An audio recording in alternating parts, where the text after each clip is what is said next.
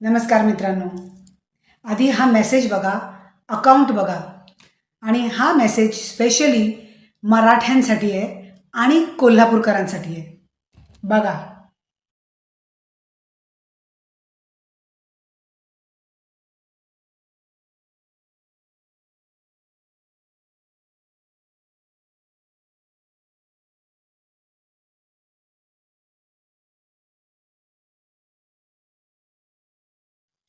पाहिला?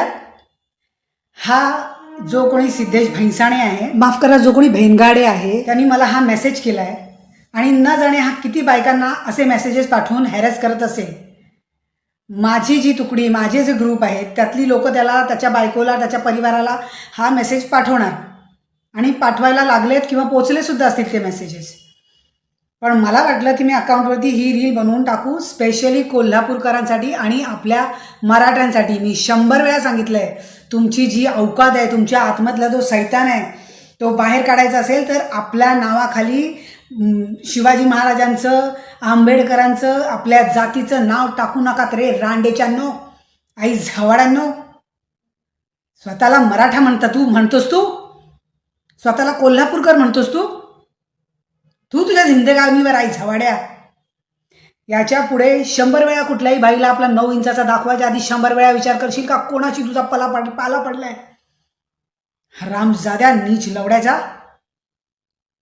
जर कोणालाही कोल्हापूरकर असण्याचा माज असेल ना, तर या भडव्याला या अकाउंटवर मेसेज करून त्याची लायकी दाखवा आणि सांगा की कोल्हापूरमध्ये असला भडवा नको म्हणून आम्हाला. आम्ही रील टाकतो, आम्ही काय टाकतो हे एंटरटेनमेंट पर्पजसाठी असतो. तुमची मती गू खायला गेली आहे त्याच्याशी आमचं काही घेणं देणं नाही. आम्हाला त्रास दिला तर आम्ही तुम्हाला पुरून उरू. मराठाच्या नावाखाली चिखल, आई झवाडा साला.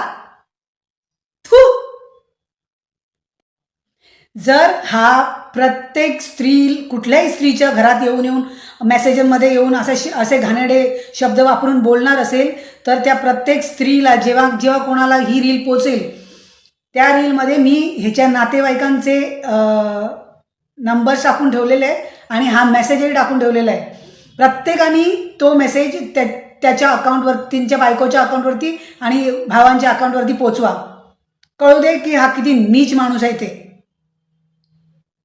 हैराण करून सोडा याच्या घरातल्यांना. उठला नाही पाहिजे भडव्याचा याच्या पुढे. हरामखोर. तर मित्रांनो, याच्या अकाउंटवरती हे 3 त्याच्याच आडनावाची माणसं मला सापडलेली आहेत. 2 त्याचे भावंड असतील आणि 1 त्याची बायको.